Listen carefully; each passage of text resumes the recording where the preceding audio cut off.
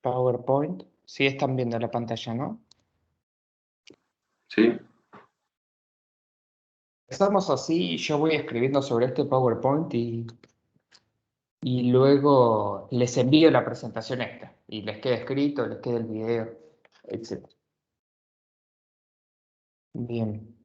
Lo primero que les pregunto es si necesitamos ver el tema de consolidación o todos pudieron obtener esto. ¿Cuánto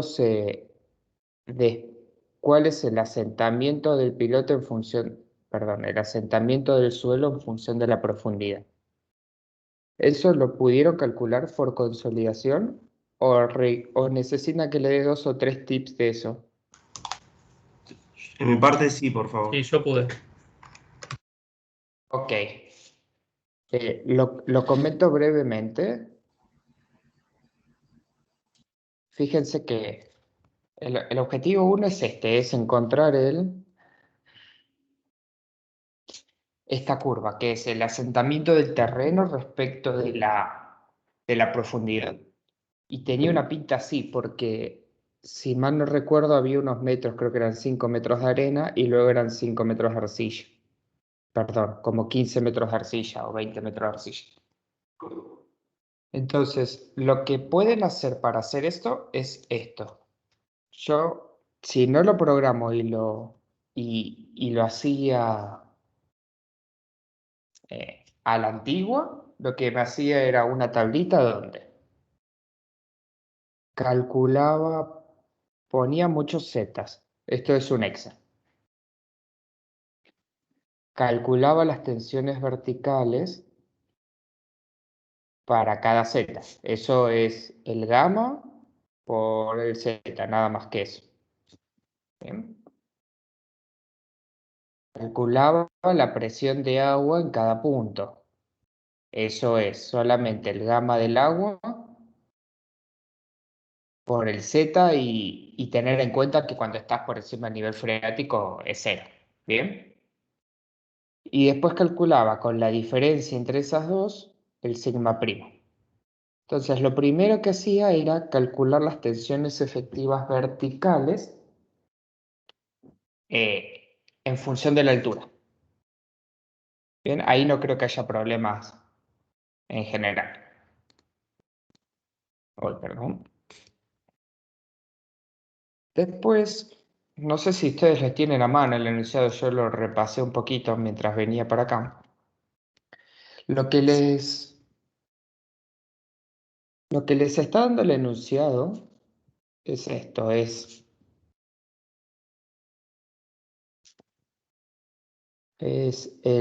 la relación de vacíos dividido el logaritmo del sigma vertical en la curva de consolidación tiene una pinta así. O sea, donde hay una rama de recarga y una rama primaria. Y tiene una pinta así. Y la pendiente de esto, no me acuerdo si en el enunciado está como MR o MC. Perdón, MR o CR. Y aquí yo le pongo M, pero puede estar con una CC quizás. No, están así los dos. Bueno, puede ser así, lo pueden encontrar como la M puede ser CC y la MR CR, es lo mismo. Pero lo que interesa es ver este punto. Este punto yo lo llamo sigma C. Eso lo podemos calcular como el sigma prima vertical, si el suelo está en los primeros estratos que teníamos la arena, o el sigma prima vertical más el delta sigma prima. Fíjense que, a ver si puedo abrir el enunciado, lo vamos a poder ver bien.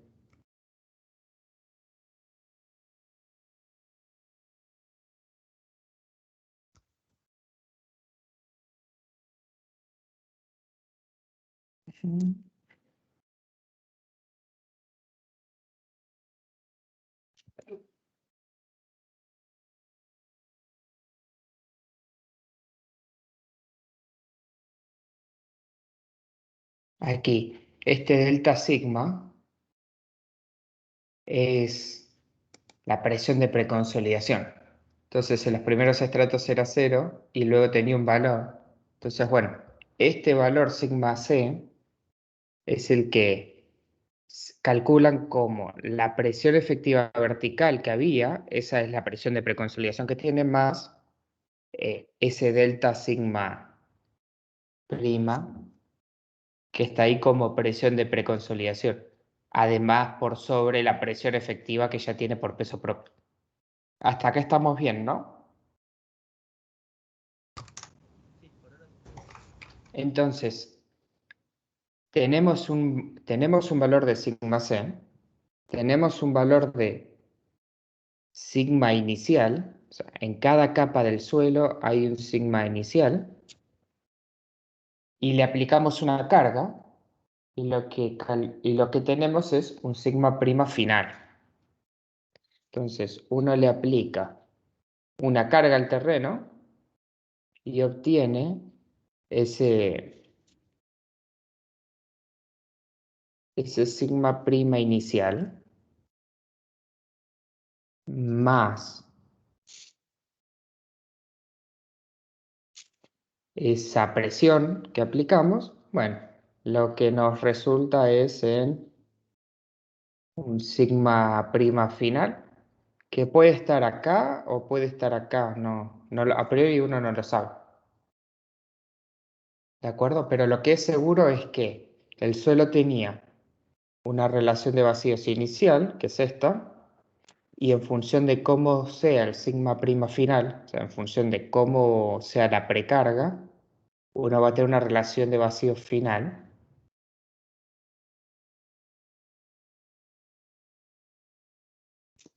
Y este delta de relación de vacíos es el que genera el delta H, el asentamiento por consolidación. Entonces, uno lo que tiene que hacer es, como conoce el sigma prima final en función de z, para todas las profundidades, lo único que hace es estimar una relación de vacíos inicial con fijarse que estaba en este valor, ahora tiene que pasar al sigma prima final. Conociendo este valor, uno puede saber si cae antes o después de este valor, y lo que hace con estas dos rectas es calcular o estimar la relación de vacíos final. Entonces, la relación de vacíos con los datos que tienen la pueden estimar de esta manera. A ver cómo eran las formulitas. La relación de vacíos es el gamma del suelo dividido el gamma d, perdón, estos son solo propiedades índice, ¿no? Gamma del suelo sobre gamma d menos 1. Y el gamma d lo pueden estimar con la humedad, que es el gamma húmedo sobre 1 más la humedad. Por favor, chequen que estas fórmulas que haya hecho se estén bien, digamos. Pero con el peso del suelo y el valor de humedad que era dato, que es este valor, ustedes pueden estimar una relación de vacíos. ¿Sí? Quizás esto no era un menos 1 o es un más 1. Me gustaría que después lo chequen por las dudas, pero estoy casi seguro que es así. Entonces, tiene los pesos específicos. El único que exactamente no tienen es este gamma de suelo, que en verdad no es el gamma de 20 kN, es el gamma de la partícula de suelo, que puede ser 27, 28, 30 kN por metro cúbico. Ese lo pueden estimar, la diferencia no va a ser tan grande. Pero al fin y al cabo, lo que ustedes pueden hacer y abrimos una nueva diapositiva, es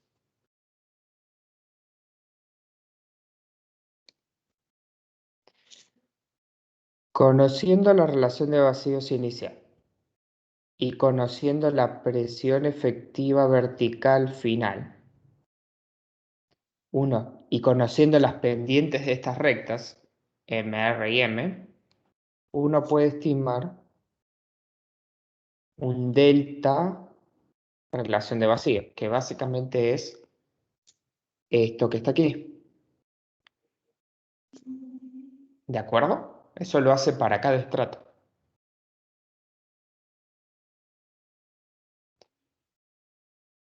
Entonces, eso quizás ustedes lo vayan calculando, no sé, cada medio metro.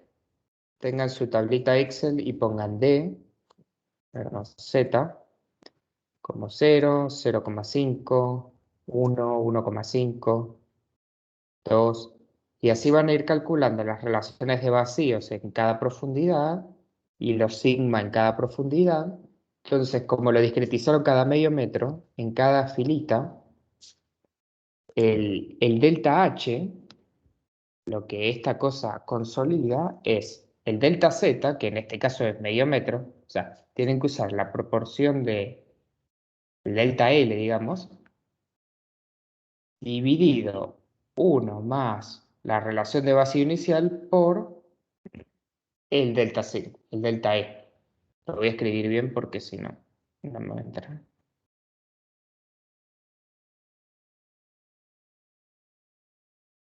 Entonces, el delta Z simplemente es el delta D, Dios, muy temprano. El delta H será el delta Z, que en este caso es medio metro, por 1 más la relación de vacíos inicial que había en esa profundidad por el delta sig, el delta E, que calculé a esa profundidad.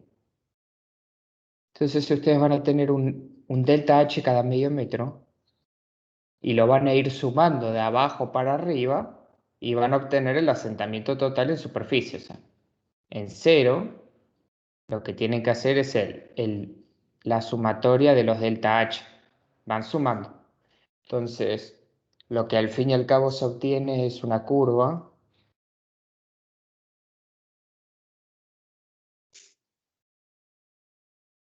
delta H que arranca muy bajito porque cada vez que me voy más abajo el delta sigma es cada vez más chiquito, el delta E, el delta de relación de vacíos es cada vez más chiquito, entonces el asentamiento por consolidación cada vez que me voy más abajo es más chiquito. Entonces aquí va a ser un número así. Para la siguiente cota lo que tengo que hacer es agarrar el valor anterior y sumarle un delta H. En esta cota es agarro el valor anterior y le sumo un delta H. Y así lo que uno obtiene es una curva de asentamientos por consolidación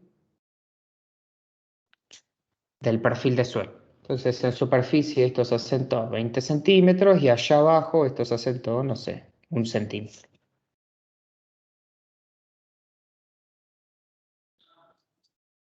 Bien. ¿Fui muy rápido? No, yo eso lo hice directamente con la fórmula de consolidación, la que tiene logaritmos con las tensiones de preconsolidación o... Es que es esa, ¿eh? Porque Sí, fíjate que sí, el gráfico es el logaritmo. Si lo haces de forma artesanal, es esa cuenta.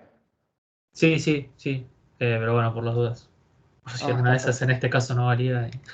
No, no, es eso lo que aprendiste en mecánica. Este es el ejercicio típico de consolidación nomás. Y este sigma prima este sigma prima final, esta P, perdón, es la precarga que yo les dije, que creo que eran 15 kPa más 10 kPa, porque les dije que abatíamos 1 metro del suelo, abatíamos 1 metro a nivel freático. Entonces las presiones efectivas pasan de ser, imagínense que el gamma del suelo era saturado, era 20, entonces el suelo que estaba sumergido allá abajo tenía un gamma de 10. Pero ahora cuando ya no está más sumergido, porque abatí 1 metro, pasa a tener gamma saturada de 20. Entonces, abatir 1 metro el suelo, abatir 1 metro el nivel freático es como aplicar una presión de 10 kPa. Porque estamos batiendo 1 metro y estamos cambiando el peso de 10 a 20.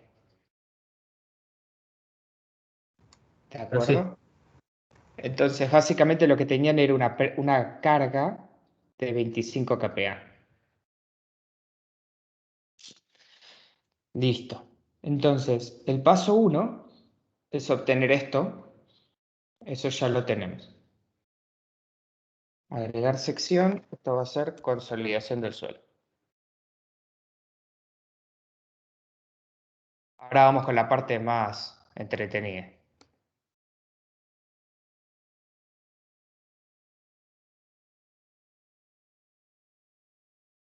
Hay varias cosas que pueden hacer con el pilote. Ok.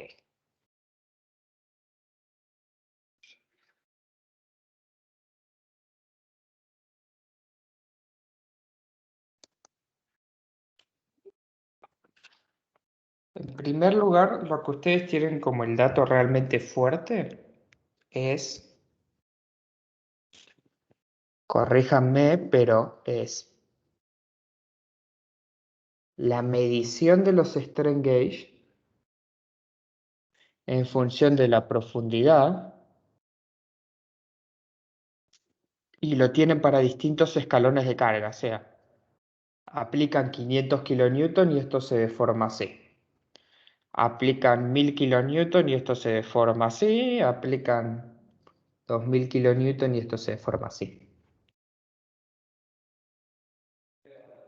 ¿De acuerdo? Sí. Bien. Y además tienen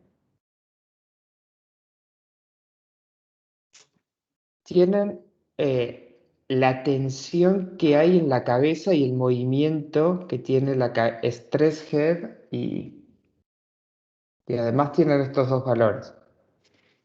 Entonces, con esos dos valores, ustedes pueden hacer lo siguiente. A priori no conocen el módulo de elasticidad del pilote.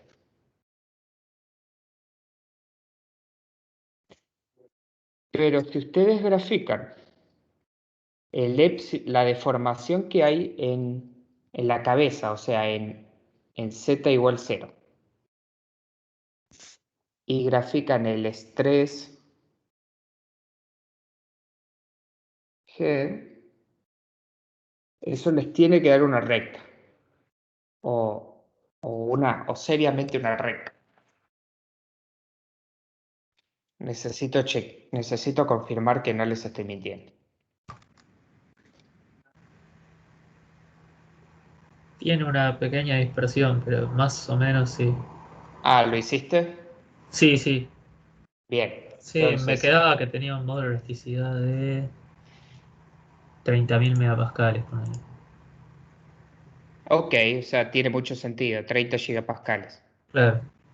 Bueno, ten en cuenta que es un ensayo, ¿no? Entonces, si más o menos podés ajustar una recta, eso está ok. ¿Estás en cámara? Hola gente, ¿cómo andan? ¿Llegan a escuchar a Juan? Sí, sí. Ah, bueno, lo tengo aquí al lado presionándome. Solamente quería saludarlos. Bien. Listo. Entonces, si conocen el módulo de elasticidad, pueden calcular, en lugar de epsilon, pueden calcular la carga P, la carga normal del pilote en función de la profundidad. El pilote para estos escalones de carga se comporta 100% en rango elástico, entonces el módulo de elasticidad es lineal y lo único que tienen que hacer es E por epsilon es sigma y sigma por el área es N o P que puse acá. Y van a obtener las mismas curvas pero escaladas. ¿De acuerdo? Déjenme escribir n como el n del esfuerzo axil y n es, lo escribo aquí chiquito, n es básicamente el área F por el módulo de elasticidad por epsilon. Esto, por las dudas, yo estoy acostumbrado a ponerle F, pero es pi por diámetro al cuadrado sobre 4, ¿no? Es el área del piloto. Entonces, con eso tienen las mismas curvas, pero n. Y ahora, si ustedes agarran una línea, estos distintos puntos, lo que le van a generar es para esa cota una curva como las que vimos en clase. ¿Sí? Van a tener para cada desplazamiento, para cada escalón de carga. Bueno, perdón. Aquí van a tener las distintas normales. Pero con la deformación sí creo que lo pueden obtener. Ahora lo voy a ver un poco más. Pero al fin y al cabo, lo que van a tener es para cada escalón de carga una curva PI. Entonces en la punta tendrán una curva PI y en la cabeza tendrán un comportamiento de la curva PI y en el medio la diferencia es la compresión del pilote, nada más. Lo que deberían hacer para generar esas curvas PI que les acabo de mostrar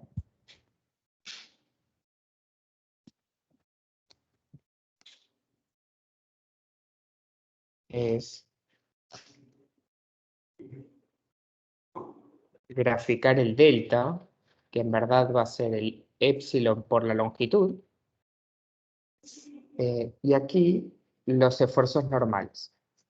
Entonces, esto lo pueden discretizar, no sé, cada medio metro. Y ahí van a tener el esfuerzo normal para cada escalón de carga. Y en ese mismo escalón de carga, perdí los distintos epsilon. Entonces, uno aplica 200 kilonewton en la cabeza, y una cota Z específica no toma 200, toma menos, porque ya hay una partecita que se fue por fricción. Eso lo pueden sacar directamente con la data que tienen. Toma menos, quizás 180, y se deforma un determinado valor, que es epsilon por L. Y lo que van a obtener, o lo que pueden obtener es, por ejemplo, la curva PI de la punta del pilote, la curva PI de la cabeza del pilote, y la diferencia, que les tiene que dar algo muy paradito así, es la curva propia de elasticidad del pilote, la compresión axial. Vamos a echar arriba para poder proyectar. Así que, denme un minuto. ¿Hasta acá estamos bien? Sí. Sí. Sí, sí.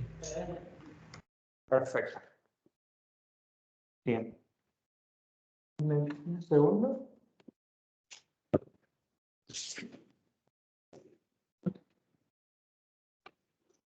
Entonces, ahora lo que tienen es el comportamiento normal en función de delta. Y lo que pueden ir estimando son, en función de la profundidad, pueden estimar las fricciones del pilote. ¿Eso cómo lo ven? Lo ven como el delta N sobre el delta L. El delta N sobre el delta L, eso les va a dar una fricción que es el kilonewton por metro de pilote, una cosa así. Es decir, ustedes saben cuánta carga se bajó aquí por unidad de longitud y esa es la fricción que hay en el pilote. Pedro, espera, una consulta te quiero hacer. Sí. Que no me quedó claro. La tercera curva de las que nombraste recién de esfuerzo axil, ¿cómo decías que sería? Esta que estás viendo acá a la derecha, a la izquierda. Claro, o sea, una sería la P delta que podés sacar con los strain gauge y con la medición de la cabeza. En verdad todas, porque Lo que te estoy mostrando acá es que si vos agarras para este Z, obtenés una curva PI, porque le medís los distintos escalones y las distintas deformaciones.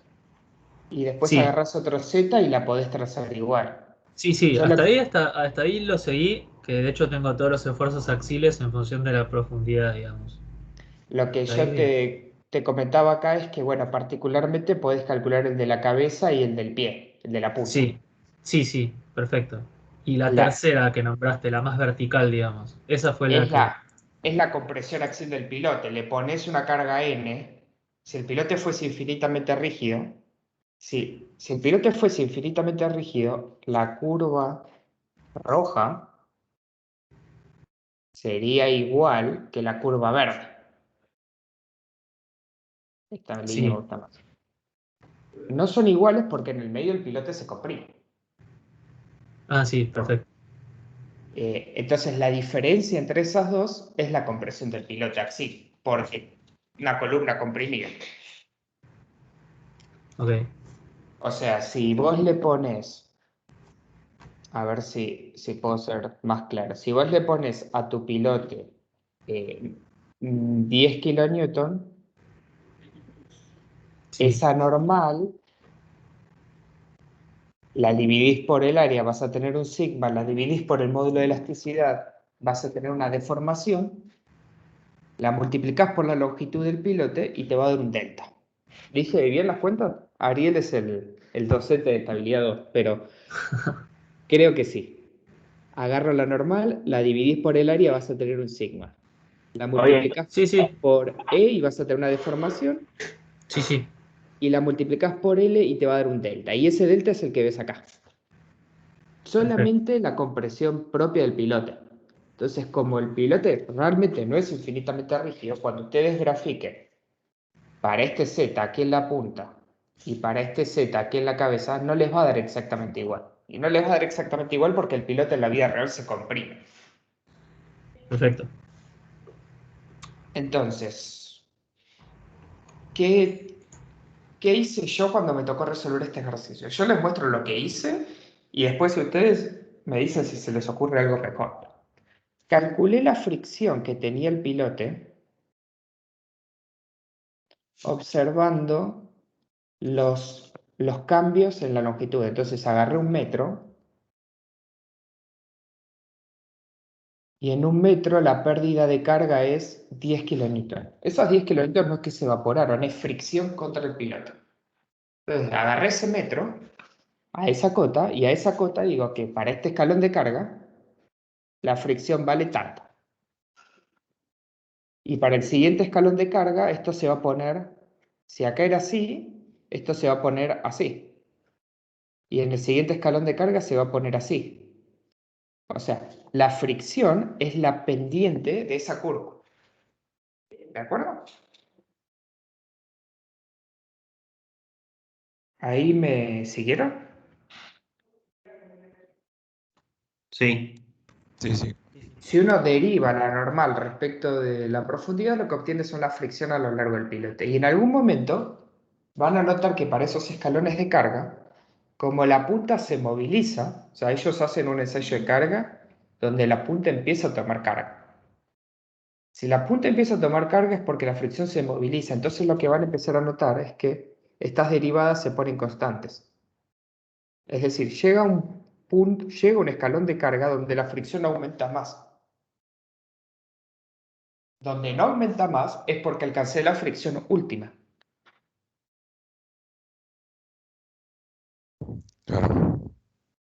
¿Entienden? O sea, para cada Z, ustedes pueden calcular la pendiente de esta curva en distintos escalones de carga y van a notar que en algún momento se plancha.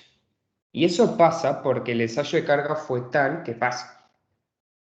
Cuando se plancha, el valor donde se planchó es la fricción última que había a esa cota. O sea, te dan todas Entonces, curvas iguales y paralelas. en verdad son paralelas, porque la fricción es la pendiente de esa curva. Fíjate que yo acá te Claro. puse delta n sobre delta L. Es el delta n sobre el delta L.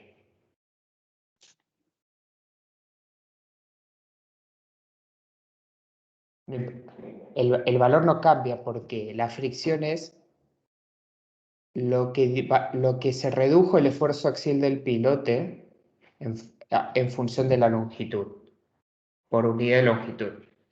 Lo que se redujo por unidad de longitud es la fricción que vos tenés.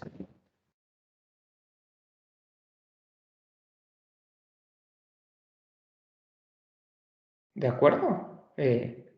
¿O ahí se perdieron? No, yo seguí, me quedó la duda de eso, si, claro, la pendiente es igual llegado a un punto, pero al ir aumentando los distintos escalones de carga, en realidad van quedando curvas paralelas. Van quedando curvas paralelas, ¿sí? Ah, ok. Donde acá arriba se ponen paralelas antes, imagínate, aquí arriba se ponen paralelas en el segundo escalón y cada vez que me voy más abajo se van poniendo paralelas en escalones de carga más altos, porque las fricciones se van movilizando más. Ah, perfecto. Eso lo van a ir viendo cuando empiecen a graficar esto. Pero lo que les quería mostrar con esto es que el resultado de esto es que ustedes van a poder tener las curvas PI del pilote y la fricción última en función de la profundidad. ¿Por qué es importante la fricción última? Porque cuando el suelo se oscila más que el pilote, lo que aparece por fricción negativa en el pilote es esa fricción última. Como máximo es esa fricción última, porque si es más se desliza.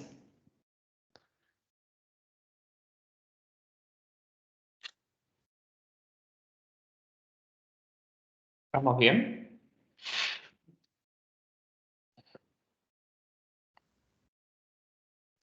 Sí. Entonces, acá viene digamos, creo que una vez que ustedes logran tener todo este comportamiento, ya después no es tan difícil, porque lo que tienen es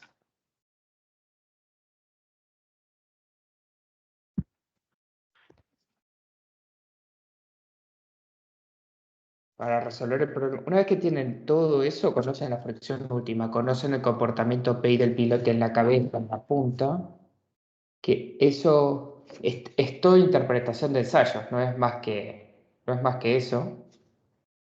Uno puede calcular o uno puede pensar en graficar esto. Los asentamientos en función de Z y la carga normal en función de Z. Entonces, el del suelo uno lo conoce. Lo calculamos en la etapa 1 y te dio esto. El asentamiento del pilote, cuando uno le aplica 800 kN y se olvida de la fricción negativa, uno también lo conoce, lo puede calcular en las curvas PI y le va a dar algo no vertical, le daría perfectamente vertical si el pilote fuese perfectamente rígido. Pero como no es perfectamente rígido, la cabeza se comprime un poco más, se mueve un poco más que el piloto. Eso lo sacan de las curvas P delta. El ejercicio les dice, van a aplicar en la cabeza 800 kN. Entonces van a la curva PI y la cabeza para 800 kN se mueve esto. Y la punta para 800 kN se mueve un poco menos. Se mueve esto. ¿Sí? Pero eso no tiene nada que ver. El piloto en la vida real no se va a mover así porque hay fricción negativa.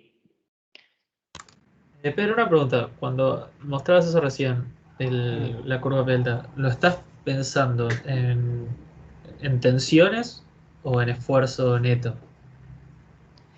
Te debería dar exactamente igual, pero yo lo estoy haciendo acá en tensiones. Cuando pongo, perdón, lo estoy haciendo No, en fuerzas. te pregunto porque a mí me pasa que la curva de la punta, que era una de las dudas que tenía, la Mm, curva de la punta me queda como hiper recontra planchada, tiene mm. como muy poca sección en función del fuste, y cuando le pongo el esfuerzo así como neto, el fuste es como el que más carga está tomando, y la punta tenía algo muy chiquita, entonces cuando le ponía la carga a 700, 800 me da algo que no tenía sentido, que era como un asentamiento de 100 milímetros de la punta que no Pero no tenía. debería haber diferencia, porque lo que diferencia entre tensiones y fuerzas es el área, en este caso. Claro, Es todo pero proporcional. Sí, o sea, me pasó también en el otro, en el ejemplo que habíamos hecho antes, con Brinch Ganser. Y Sí. cuando yo paso, o sea, la tensión de la punta sí me da que tiene que ser bastante mayor que la tensión del fuste. Pero el esfuerzo neto, digamos, cuando multiplico por la sección de la punta o la sección del fuste, me da que la curva del fuste es de valor neto mucho más alta que... No, igual siempre lo multiplicás por el área transversal. Estamos hablando de esfuerzo axial en el pilote. Ajá. ¿Sabes que sí? Perfecto. O sea, no es el perímetro, digamos, no es la superficie, siempre es el pi por diámetro cuadrado sobre 4. ¿Sabes que sí? Y joya, ahí está. Perfecto. Entonces, ¿cómo hago esto? Uno aplica 800 kilonewton. Y esa es la carga que está en la cabeza. Y, y aquí abajo, poquito más abajo, hay un poco más de 800 kilonewton, porque no sé hasta qué punto. Pero aquí arriba el suelo se movió más que el pilote. Entonces, el pilote, voy a tratar de, a ver si me sale esto. Aquí está el pilote.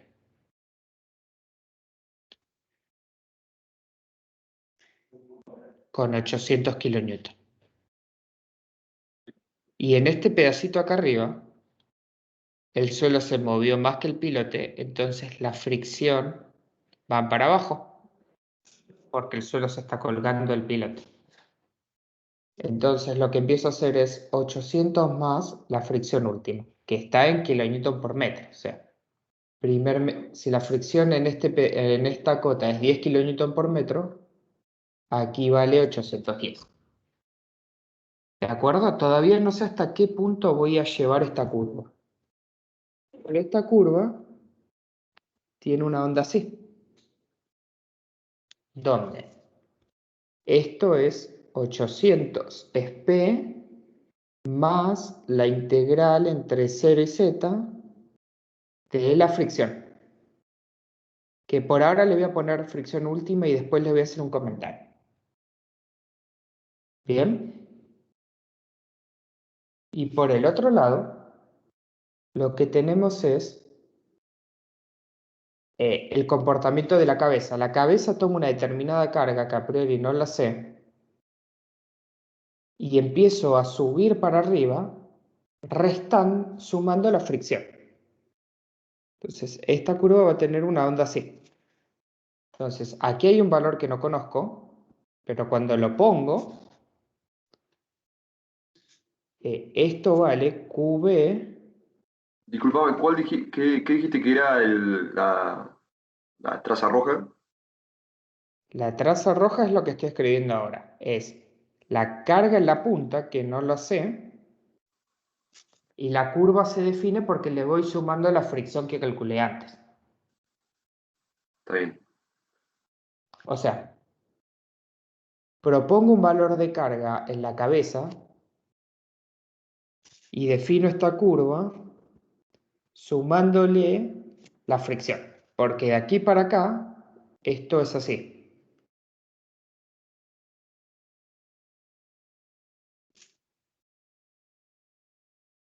¿De acuerdo? Ah, está bien. Entonces lo que tenemos que lograr es el equilibrio de las cosas. Nada más. Y mi incógnita es la carga en la punta.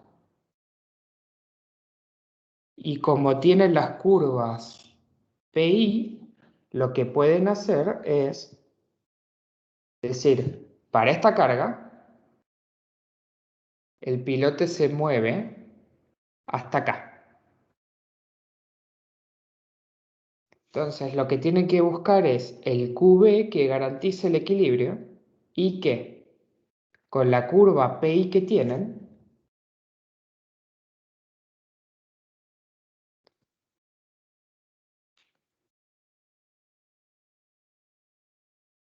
eso se deforma hasta ahí.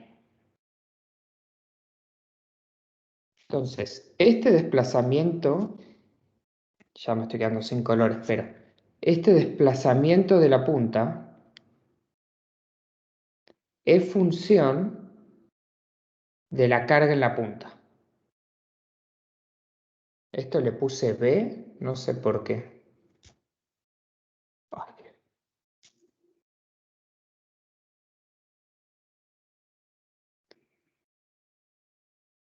esto es rojo, QP. Y esto es verde, QP. Entonces lo que hay que lograr es encontrar el equilibrio de las cosas. Es buscar el punto donde el suelo se deforma igual que el coso. Entonces ustedes proponen un QP. El QP les da un... Ustedes proponen un... A ver si tengo más colores. Grises. Ustedes proponen un QP. El QP les da un desplazamiento. Lo suman con la fricción. Se fijan el punto, ese punto no es igual que este, no garantiza el equilibrio. Sí, bueno, siguen iterando entre el P. Entonces tienen que encontrar el QP que hace que, para ese QP tienen un desplazamiento y con ese desplazamiento esto se mueve para arriba con la compresión axial. Les da el mismo punto acá, en cota, ¿no? El mismo Z que acá. Y garantiza que si esto es Z FF de fricción FN, de fricción negativa, garantiza que el equilibrio de las fuerzas verticales.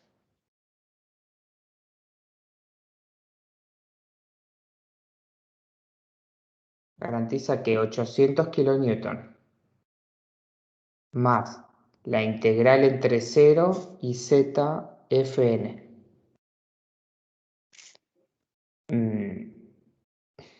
de la fricción diferencial de Z es igual a la carga en la punta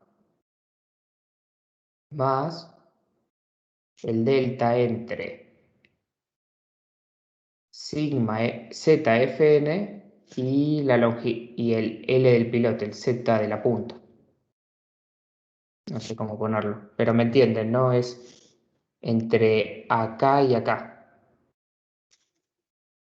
de la fricción.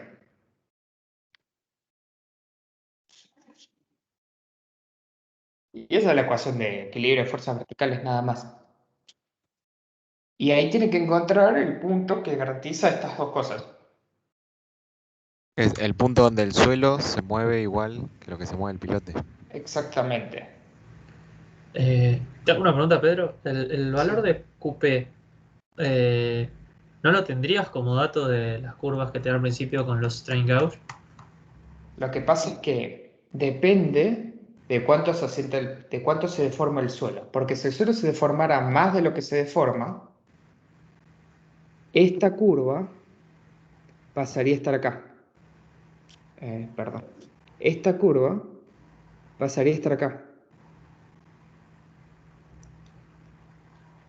Y la carga en la punta es más grande. Claro, el ensayo de carga estática fue antes de la carga de 15 kPa, ¿no? Claro. O sea, vos a priori no sabes cuánto vale la carga en la punta. Perfecto. No es la que corresponde a 800. Bien. Es medio función de todo esto. Es la que te equilibra los 800 más este pedacito que te carga.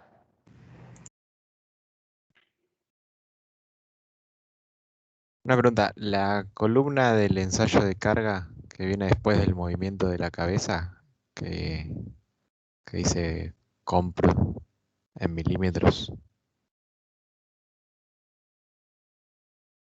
¿eso qué Sí, es?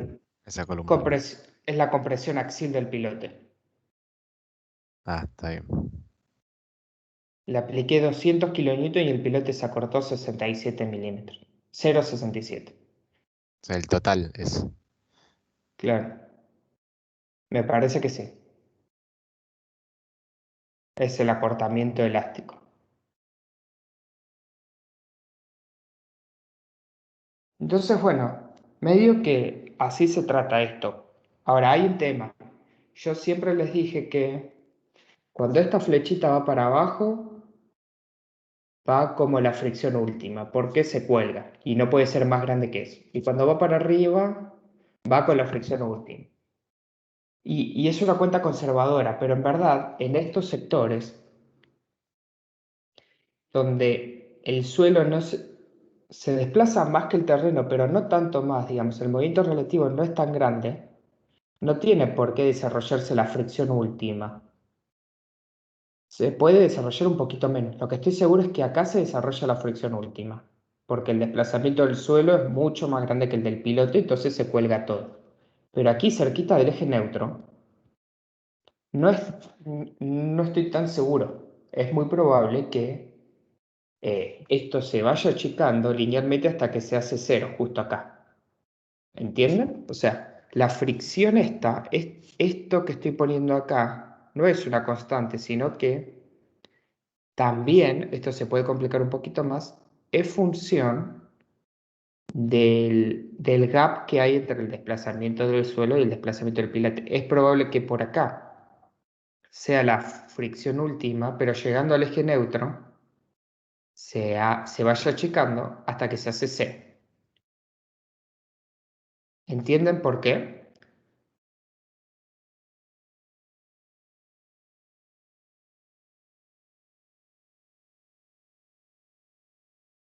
Y aquí se dan vuelta. Aquí va creciendo hasta que hasta que se desarrolla la última, y es todo lo que se puede desarrollar.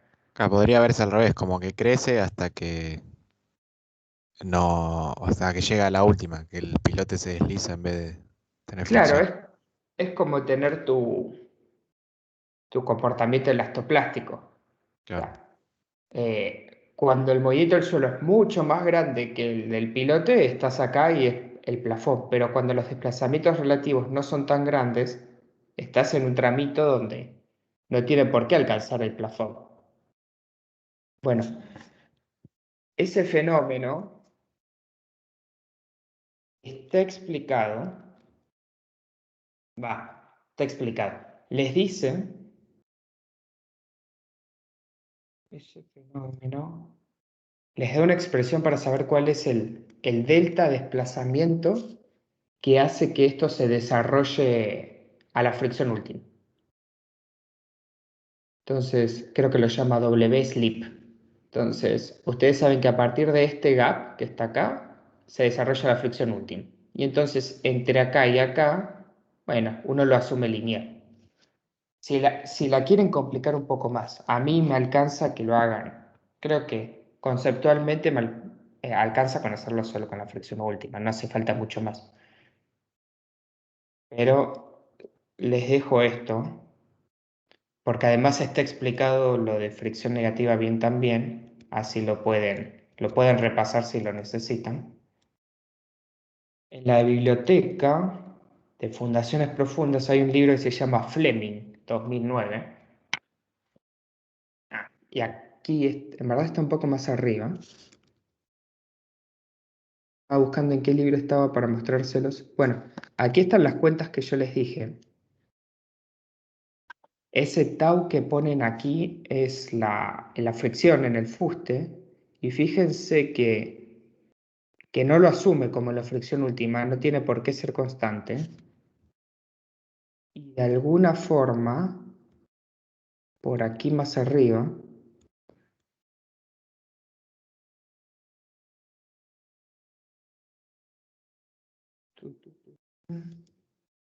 habla de un omega, ahora ya no me acuerdo si era para arriba o para abajo.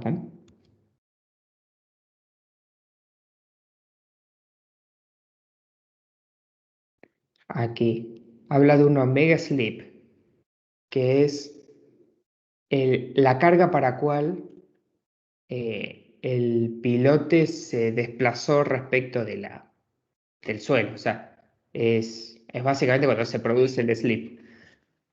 Y para esa deformación, para ese omega, es que se desarrolló la fricción última. Pero para omegas más chiquitos está en el rango elástico y depende del G. Eh,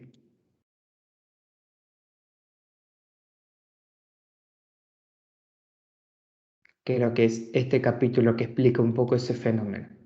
Si quieren complicarlo un poquito más, pueden tener en cuenta ese comportamiento que no es exactamente, no es cierto que esta función es fricción última hasta el eje neutro y después es fricción última hasta la punta, sino que hay una transición cerca del eje neutro en la zona donde el suelo se deforma más que el pilote, pero un poquito más, no mucho más.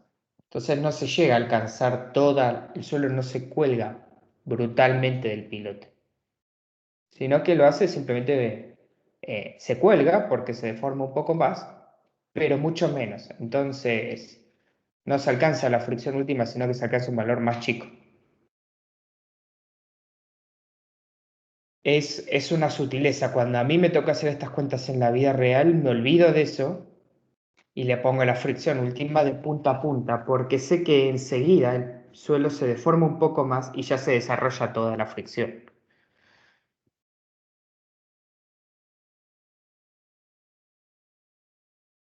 Bueno, no sé si esto que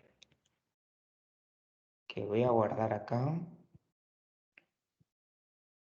les ha servido para algo. Si quieren, con esto pueden volver a ver el ejercicio. Sí, sí, sirvió. Eh, si quieren, pueden volver a ver el ejercicio y me vuelven a preguntar. La idea era poder tirarles algunas cosas como para poder orientarlos. Creo que lo más difícil no es lo de la fricción negativa, porque lo de la fricción negativa es medio el ejercicio que ya hemos visto quizás en la carrera de grado. La gracia acá era poder trabajar un poco más sobre la interpretación de un ensayo. Entonces, ustedes tienen un problema que es, conocen un pilote perfecto, porque conocen cuánto se deforma para cada escalón de carga, y ahora tienen que saber si pueden poner un relleno de 15 kPa ahí, simplemente.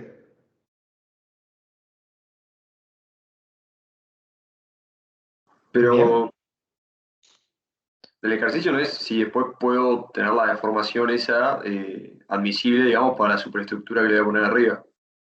Está bien, la deformación admisible es esta. Perdón, la deformación que se produce en la cabeza del piloto es esta. Después te fijas si ese número es menos que 30 milímetros. Claro, está bien. Y la compresión máxima que tiene el pilote es esta, y no se da en la cabeza, se da allá abajo.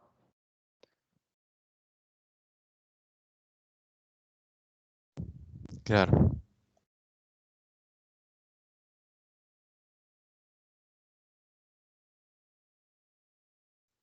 Una consulta. Sí. El ejercicio en realidad cuando habla de 800 habla de una carga muerta, no hay una sobrecarga. Hmm. ¿Eso simplemente se suman directamente o a mí me genera un poco de confusión si existía la consideración de Searsock de combinación de tipologías de carga cuando analiza un ejercicio como esto? No hay nada de CIRSOC al respecto. Lo que te puedo decir es lo siguiente. Eh, Está discretizado porque en rigor la sobrecarga, o sea, se produce el efecto de consolidación, ¿sí? Y la sobrecarga la podés tener o no. Y además puede o no generar un efecto en este comportamiento en función de cuánto realmente dura. Hay un apunte de Felenius, que no me acuerdo exactamente cómo lo llama, pero es algo así como interpretación de un ensayo de strain gauge en pilotes o algo así. Es un paper de Felenius, está muy público en internet, así que si googlean muy rápidamente interpretación, strain gauge y pilotes y ponen Felenius, les va a aparecer. Hay una publicación de Felenius donde dice que no aplica, que solamente hay que hacer esta cuenta con la carga permanente. Y por eso este ejercicio que yo les propuse es de Felenius y lo hace a propósito. En mi opinión, no lo digo tan abiertamente. Me parece que por lo menos hay que ver cuál es el origen de esa sobrecarga como para dar esa afirmación. Cuando me tocó hacer este ejercicio lo hice con los 800, porque a priori no sé cuál es el origen de esa sobrecarga ni cuál es el tiempo que puede estar. Y la segunda razón es que tampoco representa el 90% de la carga del pilote, ¿no? Es solamente esos 100 kilonewton ahí. Entonces, la diferencia no es brutal. Pero para dar una respuesta a eso hay que saber un poco de cuál es el origen de esa carga y tomar una decisión. No es tan reglamentario el tema en ese sentido. Ah, ok. Hacela con 700, hacela con 800. Lo importante para mí es que entiendas un poco el problema. Después, si había que hacerle el número con 800 o con 700, a mí me da igual. Claro, mi inquietud era si en la vida real requiere hacer este mismo ejercicio con distintos cargas, en vez de empezar con 800, empezar con las combinaciones o ya con 800, que lo que vos comentabas es suficiente, ¿no? En rigor, esto se produce para la carga permanente. Si es una sobrecarga de uso, podría no tener efecto porque el suelo se consolida, se acabó el proceso de consolidación, el piloto llegó a un estado de equilibrio y si se carga o no se carga con la sobrecarga, bueno, será una condición transitoria no drenada. Entonces, uno puede tomar esa decisión. Pero a priori una cuenta conservadora sería analizar la carga que tiene total el piloto y hacer la cuenta así si uno no está tan seguro de cuál es la condición de la sobrecarga. Bien, gracias. Igual este sería como un cálculo de servicio por el Eh, asentamiento. No es habría un cálculo es un cálculo puramente en servicio. Porque tenemos que encontrar el punto donde las cosas se deforman igual. Entonces, no te queda otra que hacer la cuenta en servicio. Y después, si quisieras diseñar el pilote, bueno, lo mayorarás por 1,4, por 1,5, por 1,6, en función de cuánta carga permanente tengas y cuánta sobrecarga. La verdad es que ahí nos quedamos un poco cortos con esa compatibilidad. Lo que te puedo decir es que no se me ocurre una forma para resolver esta cuenta que no sea en servicio, porque involucra los desplazamientos de las cosas. Claro, Después, para hacer la cuenta estructural hay que mayorarlo. Bueno, si tenés demasiadas dudas, lo mayorás por 1,6. Pero no sería el caso para este pilote, donde es casi todo carga permanente y estás haciendo la cuenta con la fricción última. Y la fricción última estás muy seguro de la que es, porque es la que se ensayó. Entonces, la verdad es que hay poca incertidumbre en el medio. O sea, no es que estás estimando una fricción. ¿Bien? En este ejercicio la fricción es la que es la derivada de las curvas que se midieron. claro, el ensayo de carga es lo mejor que te puede pasar. Es lo mejor que te puede pasar. Bueno, te puede pasar un montón de cosas mejores, pero en este ámbito el ensayo de carga es algo muy agradable, sí.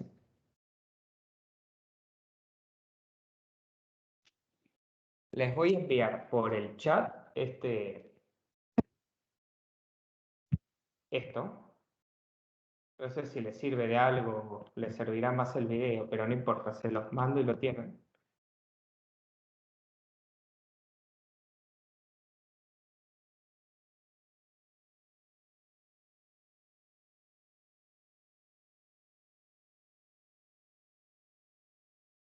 ¿Qué no me deja? Ideario, ¿por qué no me deja adjuntar esto?